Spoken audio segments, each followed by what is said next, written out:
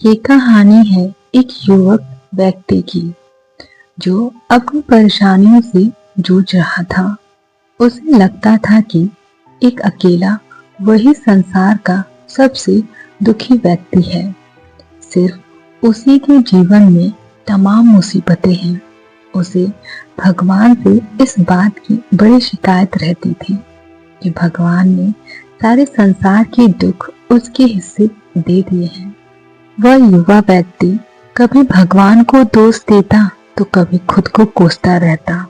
और भगवान है कि न तो उसकी विनती सुन रहे थे और न उसके दुख खत्म हो रहे थे। अब वह बेचारा युवा करे भी तो क्या करे।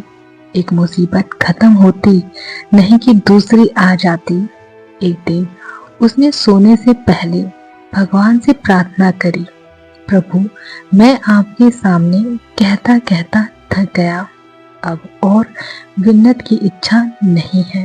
एक अंतिम बार कह रहा हूँ, कृपया करके मेरी प्रार्थना सुन लीजिए। अगर आपको मेरे दुख नहीं मिटाने हैं तो कम से कम इतना तो कर सकते हैं कि किसी ऐसे व्यक्ति के दुखों से मेरा दुख बदल दीजिए जिसके जीवन में मुझसे कम दुख हो। हमेशा के लिए नहीं तो कम से कम कुछ महीनों के लिए ही सही।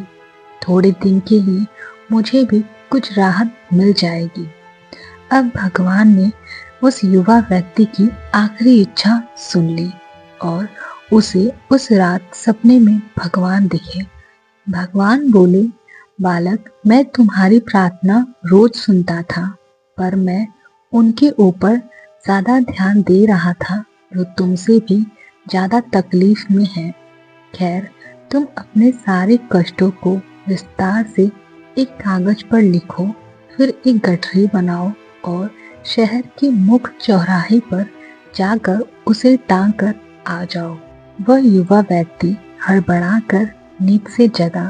पहले तो उसे बिल्कुल भी यकीन न हुआ कि सच में भगवान आए थे और उन्होंने उसे यह सब बातें कही। फिर भी सोचा, आजमाने में क्या हर्ज है, क्या पता इससे ही कोई रास्ता निकल आए। उसने भगवान के दिए आदेश के अनुसार अपनी सारी परेशानियां अलग अलग कागजों पर लिखी।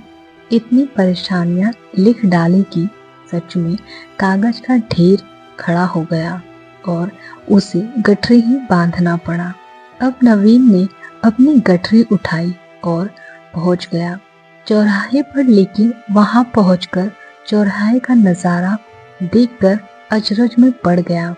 उसने देखा कि चौराहे पर तो पहले से ही लोगों की लाइन लगी पड़ी है जो उसी की तरह अपने अपने दुखों की बड़ी बड़ी गठरियां लिए आ पहुंचे हैं।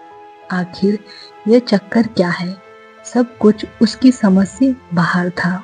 अभी वह इन विचारों में ही खोया था कि तभी एक आकाशवाणी हुई। उसने सभी को अपने गठरी को चौराहे पर लगी अलग अलग खूंटी में टांग देने का आदेश हुआ। वहां बेहिसाब खूंटियां पहले से ही बनी थी। सभी ने अपनी अपनी गठरी टांगी और फिर ईश्वर के अगले आदेश की प्रतीक्षा करने लगे। कुछ ही देर में दोबारा से आकाशवाणी हुई और सबसे कहा गया कि सभी लोग अंदाजे से कोई ऐसी गठरी उठा ले जो उन्हें अपनी परेशानियों की गठरी से हल्की समझ में आती है। अब उन्हें वही दुख भोगने होंगे जो उनकी चुनी हुई गठरी में दर्ज होगा। आकाशवाणी सुनते ही सभी लोग हल्की सी हल्की गठरी पकड़ने के लिए दौड़े।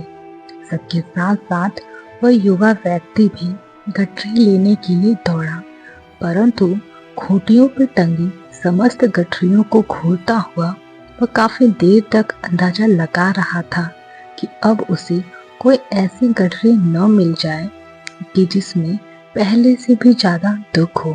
अगर ऐसा होगा तो परेशानियां बढ़ जाएगी और मुझे लेने के दिन बढ़ जाएंगे। जीवन और तहस नहस हो जाएगा। अब उसके मन में तरह तरह के विचार आने लगे। वह सोचने लगा कि कम से कम वह अपने दुखों से भली भांति परिचित तो है और उन्हें झेलने की आदी भी हो गया है। उनके लिए कुछ रास्ते निकालने की शुरुआत भी की है। शायद उसका परिणाम आए तो एकाध दुख कट ही जाएगा। कहीं ऐसा न हो कि चुनी हुई गठरी में दुख भी ज्यादा हो और पीड़ादायक हो। ऐसा विचार में खोया वह एक के बाद एक गठरी के सामने से गुजरता रहा, लेकिन तय नहीं कर पाया कि कौन सी गठरी चुनी जाए। उसे यह भी डर लगा था कि कहीं उसकी गठरी कोई और ना ले ले।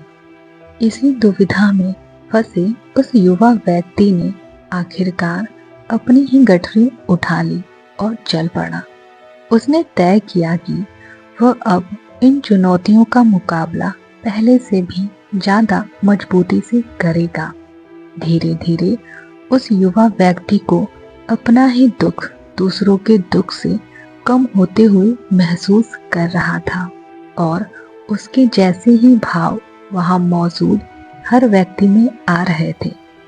सच में सबको अपना दुख ज्यादा और बड़ा पीड़ादायक लगता है। लगता है कि वही संसार का सबसे दुखी प्राणी है, पर हमसे भी ज्यादा न जाने कितने और दुखी हैं। कितने ही लोग ऐसे हैं जिन्हें 2 वक्त का भोजन भी मुश्किल से नसीब होता है। जरा ऐसे लोगों के बारे में सोचिए जो जीवन मृत्यु के बीच जूझ रहे हैं। कम से कम आप किस्मत की लाइन में इनसे आगे तो हैं, स्वस्थ हैं। आप अपने काम के लिए किसी पर निर्भर नहीं हैं। आप अपना काम खुद करने के काबिल हैं। कहानी से सीख।